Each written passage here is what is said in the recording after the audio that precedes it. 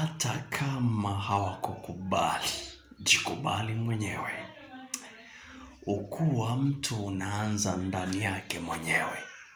Wakisema huwezi, usije ukashikilia hilo neno huwezi. Jinenee kwamba unaweza, chukua hatua, fanya. Usikubali matamko yenye madhaifu kwa kuyakiri.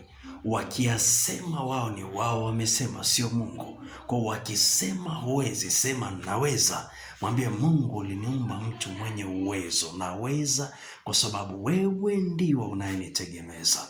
Kwa wakisema huwezi, sema mimi naweza. Utashindwa, sema mimi nitashinda kwa maana Mungu yuko pale kunisaidia. Mungu akubariki sana. Jifunze kukiri maneno yenye ushindi kwa ajili ya maisha yako. Epuka kukiri yale maneno ambayo yatadhoofisha maisha yako, yatadhoofisha kipawa chako. Mungu akubariki sana. Shalom, shalom.